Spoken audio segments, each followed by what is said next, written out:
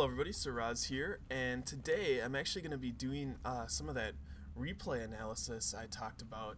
So, a couple people did send me some replays, or I got a collection of replays, and this is one of the replays sent to me, and this was sent to me by Rayek here, our red Zerg, and he is a gold level Zerg player from Europe, and he just basically said he's looking for pointers and tips or whatever.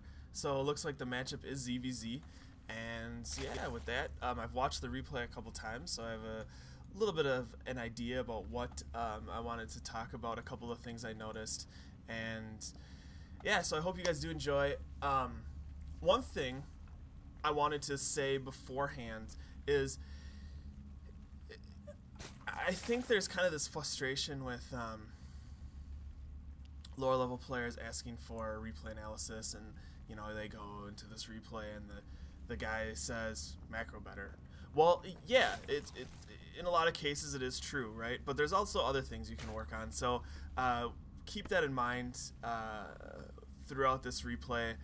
I noticed there's some times where the macro could be a little bit better, and I might talk a little bit about it, but I'm going to focus on some other aspects of play that I think will help Rayek here as well. So the first thing I want to talk about is Overlord placement. This guy, real good in the ZvZ matchup. You want to set an Overlord immediately, your first Overlord that you start with, immediately to the ramp of your opponent. And especially on Xel'Naga, you want to place it basically like right here where this blue Overlord is. And so you can see any units that come out of the ramp, as well as if your opponent went for a fast expansion. So that's good. I don't like the second Overlord placement. This guy, I think, should be right here. So, a lot of times if your opponent is going to attack you or whatever, morph banelings, do anything, he kind of stages in this area. So I like to put a second Overlord like in this position right here. But let's talk a little bit about the build next. So far, pretty solid, right? Let me just actually, I'm going to rewind this just a little bit so you guys can actually see how this timing worked out, what he did. Alright, so we can just go a little bit faster here. Okay, so 14 extractor, good choice. Builds another worker, and then gonna go for a 14 pool. That's the most solid opening in the world for Zerg, just like in the beginning. Pretty much that's become kind of the standard. It's a great way to get early speedlings if that's what you're going for. And yeah, so it's a really good build. A lot of times this is what I will use, this opening. And then what you want to do is you want to build 2 drones, and then you want to build an Overlord with your next, like right here, you'd want to build an Overlord. So perfect. So excellent execution here by Rayek. That's exactly what you want to do. So then we'll have to see where he... Well, I know he decides to go Roaches. Both players go Roaches in this build. And that's something I want to talk about. So, well, we'll see here. He actually builds one too many drones, in my opinion here. You actually want to save, and then build... you'll have 2 lings here, 2 groups of lings. And in my opinion, you want to get out like 6 lings at the beginning, pretty much as fast as possible. And the reason is, really, these early lings are your scouts. So this is one thing that I did not like about Rayek's play, is he doesn't really scout with these guys. Sends these guys after the drone, and then sends, I mean, he doesn't, I don't know, you'll see here, he never actually ends up scouting. So what you want to do is basically send 2 lings to scout, and then keep your other 4 in your base just to kind of defend or whatever. You can kind of mix that up, the numbers up a little bit, but in general that's what you want to do. And the general idea is you take some lings here, right? This is just a waste of time. You want to bring these lings up and then get into his base and see what sort of tech he is going. Another thing I wanted to point out is a little bit with this build order, so let's go back once more. Alright, so, a little bit more. Speed this up a little bit until I get to the point where I want to be.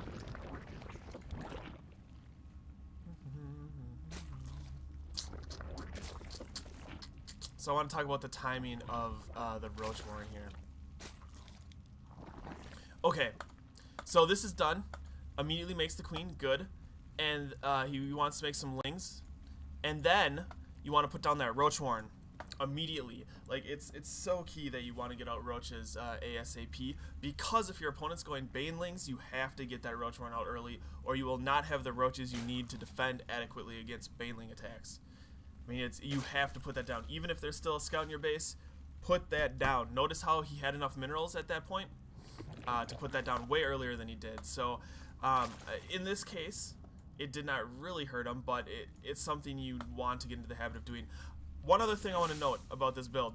Rayek chooses not to get speed. I think that's a mistake, but some players like to play that style. It's a little bit harder to play in my opinion, and we'll touch on that a little bit later, but he chooses not to get speed. If you don't go a speed ling opening here, don't go gas first. Go 14 spawning pool, 14 extractor. So get the spawning pool before you get the gas, because you just don't need that much gas if you're going to roach first build. So that'll kind of help, you know, shore up your build order. Rayek here does a pretty good job of not getting too supply blocked. He gets actually a little bit here, but throughout the game he does pretty well. I want to point that out. So what I was talking about was speedlings here, and this is something that I think is a key concept in ZvZ, right? So you have Tyra here, who is kind of doing what I like to see players do, right? So he has the speedling advantage, and what that allows him to do is, well, he kind of threw it away right here. I don't even know exactly what he was doing, but if you have like more speedlings than your opponent, you can kind of sit outside of their base early on and just kind of like poke around and see the size of their army. And this is so key in the ZvZ matchup. Like, I don't even think I can emphasize this enough. This is why I think speedlings are so important in the matchup. Because if you have, like, say Rayek here had, I don't know, 10 speedlings out here, right? And just kind of running around checking the army size. He can say, oh look, my opponent has, you know, 6 speedlings, 6 roaches, and he could have delayed building a lot of these units in earlier, like at the time he did, and could have had more drones. So at this point, all these could have been drones. You know, he could have just had a handful of speedlings out at the front of his opponent's base, and then if he sees his opponent like move out, he should have time to get up an army large enough to defend against any sort of attack. So it's kind of like the best way to really know when to drone. It's not like people just, I know a lot of times, I know for the longest time, I felt like ZvZ was just like, oh my god, when do I drone, when do I do this, when do I do that, like how do I know when my opponent's going to attack, like you just randomly die because you over drone sometimes. Just, I mean, there's no timings in it because, well, there are slight timings, but there's not a ton of timings in it because it's so, you know, your opponent can just decide to build units and attack whenever he wants, right? So that's one thing that I really advocate. You want to have speedlings out here running around, and you also want to make sure that like your army size is equal to the army size minus like 6 units, right? So say you're scouting here, you'd want to make sure you had like 4 roaches out, for example, and then that would you'd have an economic advantage. So that's one way you can give yourself an economic advantage. So now we're getting into layer tech. Rayek doing a pretty good job. You know, he did something, or he did the timing that a lot of really good players have been advocating here, like well, like Machine, or like I'm sure a lot of you have watched the Mr. Bitter Machine thing, or I guess apparently this is something that Day 9 covered as well. I did not watch that, but pretty good timing here. You know, he teched a layer, took that second extractor, put down the evolution chamber, then, you know, got +1 and speed, and that's pretty standard in the matchup. So I mean, up to this point, really, Rayek did pretty well. I think he could have got a larger economic advantage if he would have had some early lings or whatever, but didn't do too bad. And also, this is a pretty decent attack here. He has +1, so that's pretty good timing. And I think he has a roach speed. Yeah, he does have roach speed, so that's a pretty good timing attack for Zerg. When you get +1 in roach speed, just go and attack. But I want to actually pause something here for a second. So his attack failed. You know, it happens. Tyra did see it moving out, so he did have the defender advantage or whatever. Not a big deal. But one thing I want to talk about here is earlier. Let's rewind here. This is something I wanted to talk about, right? So Rayek has this overlord here, right? Doesn't quite have layer tech. Let's speed this up till he gets layer. Let's see what's happening, right?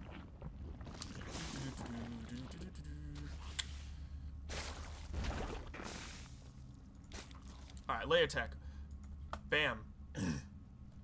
So he gets layer tech, and what does he do?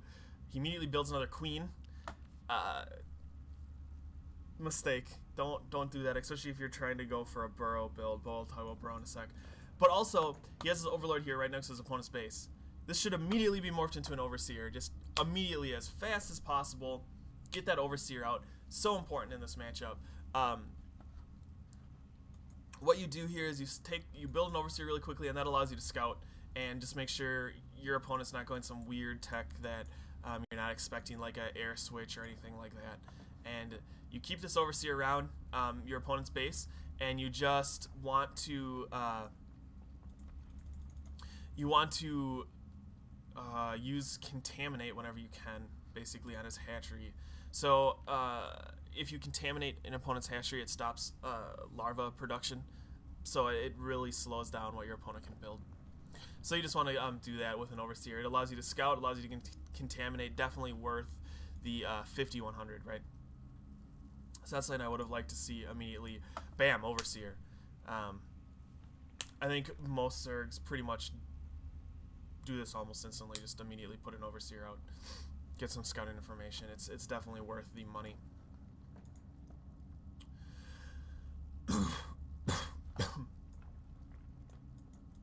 All right. The other thing I want to talk about is burrow. Now, burrow, I think has its uses in this matchup, but it really only takes advantage of your opponent making a mistake. So, you know, I feel kind of, I don't like to get burrow, and here's why. Right? Basically, Zerg players should always get an overseer, in my opinion. And that can be used to counteract burrow. So as long as you don't get, you know, surprised by a burrow attack, you should be fine, because you should already have out the counter to burrow the overseer, right? And especially if you're contaminating the hatchery or lair or whatever, it really slows down any sort of burrow tech, and it's just not. I don't know. I don't think the upgrade's really worth it.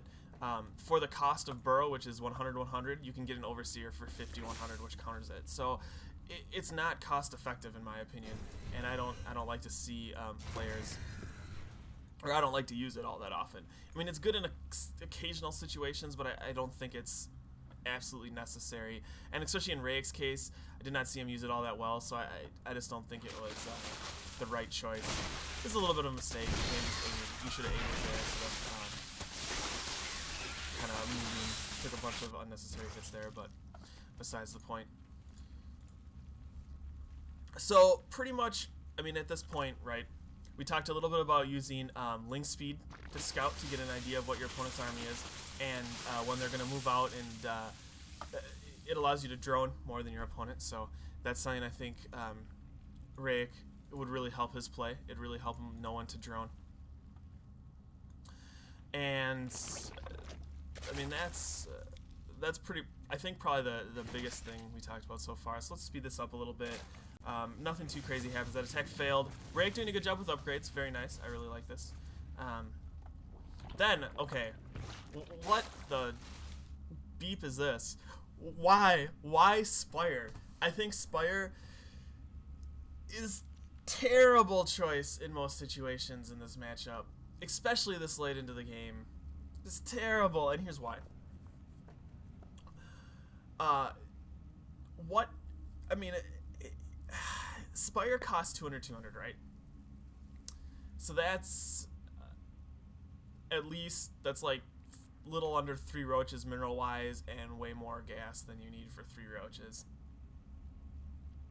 And then you think about mutas, 100, right? So that's a lot. I mean, it's a huge investment to go Spire and then get out some mutas. And if your opponent catches whiff that you're going mutas, he'll just kill you. It's really, I don't think it's a viable tech choice. In this matchup, as your opponent should always be like, or should be scouting your base pretty often with an Overseer. I mean, it's pretty easy to scout another Zerg as Zerg. I don't think it's, you should almost never get caught off guard with a Spire, especially if you have like an Overseer and every time contaminates up, you contaminate, you'll get full scouting information every time you contaminate, basically. So I think the investment's just too large for what it can give you, and if your opponent, like I said, if your opponent sees this, he's just gonna bring all of his units, build as many as he can, and just kill you. And there's no way you're gonna be able to hold.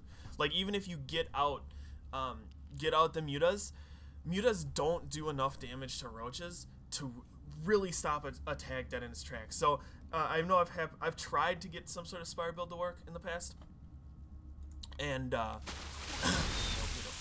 and it just never works, because as soon as my opponent sniffs out mutas, even if I already have them out, he just has a larger force than me and just kills me. And it's like, okay, yeah, I have mutas, right? But in the meantime, my mutas were sitting here trying to kill his roaches, while his roaches completely crush my economy and everything else. And it gives him enough time to get out enough anti-air to live, and then he just wins the game. So I don't think mutas are a very good choice in this matchup. So I would not recommend ever trying to do this switch. I mean, it's just I just have never really had much success with it. So with that, let's speed this up a little bit. The game's just kind of going, you know, nothing too crazy is going on. Just some kind of back and forth. His opponent gets up this expansion a lot earlier than Rayek here. And that ends up hurting him a little bit.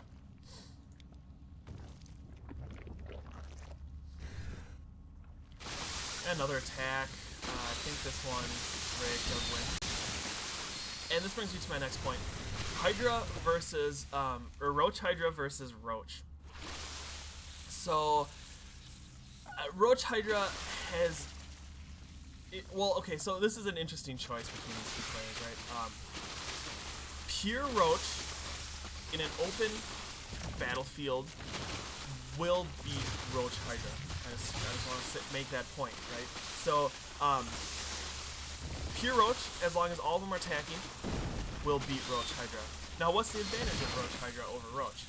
When fighting in chokes or small areas, Roach Hydra beats straight Roach. And that's because, if you think about it, right, is say you fight in a little choke like this or something, I don't know, pick a choke, any choke, you know, maybe a ramp, right? We'll say we're fighting here, right? So you get a bunch of Roaches and Hydras, and the Roaches are in front and the Hydras are in back, and a lot larger percentage of the units can fire. However, the opponent who goes only Roaches, only the guys in front can fire. So that's why it's better in choke. But Pure Roach, on the other hand, if you fight in an open area where the Roaches can, you know, like say right here, where the Roaches can like get a huge arc on the Roach Hydra, Roaches will win. So that's something to keep in mind about these two combinations. So if you decide, I mean, I think they're both viable. They just take a little bit different play style. It also kind of depends on the map as well. So if there's a map that has a lot of small chokes, like, well, for example, like Scrap Station, I think Roach Hydra usually tends to be a better combination. But that's something to keep in mind about when choosing that combination, or those combinations, right? And here's something I want to talk about again as well. Look at Rayek. He's getting a little bit behind, right? So here's something I want to talk about. If you find yourself producing in this matchup, producing a lot of units, so you decide to you know, pump out a lot of units, you're feeling worried, you pump out a lot of units, and nothing happens. You have to attack because you're going to be behind in the drone count. Like, if you spend a couple drone cycles only pumping units, you have to attack. It's just how it is in this matchup.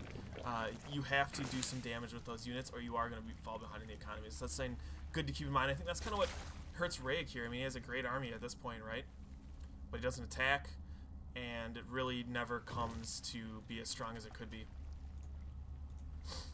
So, at this point, I want to say Infestor is a pretty good choice. Infestor is very strong in this matchup. If you have the gas to support it, which Rayek does, he has 2 bases, both mining gas. It's always a good switch. The problem is, it's a lot easier to get Infestors if you aren't going Hydra, so remember that if you're choosing the Roach Hydra combination instead of Roach Hydra, or instead of just Roach, straight Roach, or Infestors, you can get a little bit easier. But yeah, at this point, basically, Rayek didn't attack. He built up an army too quickly, and basically found himself behind in the economy, and that he just cannot win the game after this point. So this is pretty much where I think he lost. He built up an army and just sat on it. And one more thing I want to talk about. Macro, I know I said I didn't really want to touch too much on it, but it's key to getting better at any race. And I wanna say just how important it is. You know, you look at this game, and Rayek always has quite a large number of resources, so he needs to use those a little bit better. And look at his queens, quite high on energy. So everybody has their own way of doing it, of doing injects or whatever. But one thing I notice is that Rayek here does not have a hotkey for his queens. He has his 2 hatches hotkeyed, or as well, I guess you could say as lair or soon to be hive and hatch hotkeyed. But you know, I think it really needs to get some sort of hotkeys for the queens. Some examples of how people do it. There's a couple different ways that people choose to use queens for injects. So there's the way I do it, and a few other players do it, where they put all their hatcheries on one hotkey, right? So for example, I use 1, and put all my hatcheries on one hotkey, and then I put all my queens on one hotkey, so I use 2, right? So whenever I want to inject, what I do is I hit 2V, press shift, and hit backspace, and then click, backspace, click. And you can go through as many hatches as you have doing that way, and it injects them pretty well. So I don't know, I think trying to really get better at your injects, you have to focus on it. So that's, and you really have to play games where you're like, all right, I'm going to be on top of my injects. I don't care what else happens. This game, I'm going to be on top of my injects. And that's your priority. You may lose 10 games in a row doing that, but in the end, you'll get better, and your injects will get better. And I think that's one thing that every Zerg player needs to work on. No Zerg player is perfect with his injects. Even Idra screws up injects, so I don't feel bad about screwing up injects. Just know you have to get better at it. The other way that players do it, like a player like Idra, what he does is he puts all his hatches on one hotkey, and then he puts each individual queen on a hotkey. So usually he only has like 3 queens max, and what he does is he'll have like, I think 4 as his hatcheries, 5, 6, 7 as queens, right? And what he does is he'll go like, when he's fighting, he'll just press 5, and he'll check the energy on his queen, and when he gets to 25, he just hits 5-5-V, click, right? Because 5-5 makes you go to your queen, so it'll be like, and then you hit V, and you click on the hatchery, and then you hit 6-6-V, click, and 7-7-V, click, and that's how he injects all of his hatcheries. So hopefully that gives you guys some ideas. That's something I think you really need to work on. Figure out your hotkey setup for injects. Your unit hotkeys are really good. I really like your unit hotkeys here. Well, what is this one? Oh, okay, so that's yeah, you do actually build some mutas. That's the other thing. You build the Spire, and you don't build mutas for like days. I don't know. I think that Spire is just completely terrible. But yeah, your hockey setup's really good here, right? So you have one for infestors, one for your main army, and then one for some air units. Great, perfect, excellent. You can't get better than that. Alright, so let's just, I want to close out this game real quick. And while I'm closing out this game, there's one other point I really want to emphasize, which macro is big for really helping. Like I said before, I didn't really want to talk too much about it, but macro's really big. And there's one other thing that I think players really need to know, and as we watch this game, you'll kind of see what I'm talking about here. All right, so I'm gonna just play at 4x speed, right? And this is on Ray's camera. So look what's going on here, right? Focusing his army. Okay, finally. But yeah, he spends way too much time on his army here. Right? So he's in this battle, just kind of sitting here with his army. What is that control getting him in that fight? Nothing. He could have just looked away immediately. Like, either you see that fight and he should have thought, okay, I need to run away right now. And he'd run away and then go back to macroing. So resources doing pretty good, getting a little high here. Okay, I mean, just look what happens, right? He looks at his army, they get high. He goes back. Yeah, I guess I could maybe slow this down a little bit, make it a little bit better, but look, looking at his army. Okay. I mean, he needs to look at his army less, is basically the point I'm trying to get across, right? So looks at that army. He doesn't need to watch him retreat. What he needs to do is say, oh my god, run away, and then go back to macro immediately. Like in this situation, resources are getting way too high. There you go. And he's macroing a little bit here. And then, and this is good. This is what he needs to do. He needs to macro right here. And he looks at his army, gets those fungal growths off, which is good. And then he should go back to macroing right here. He's just A-moving, he's not doing any control with his roach, is really there a little bit, but I mean, I don't think that really helped him all that much. He needs to go back to macroing. And that's something you'll see with a lot of players that are struggling, is they watch their army way too often. And a lot of players say, oh no, I don't, I watch it, I don't watch it enough, or I don't watch it enough, or whatever, you know. But like here, for example, right?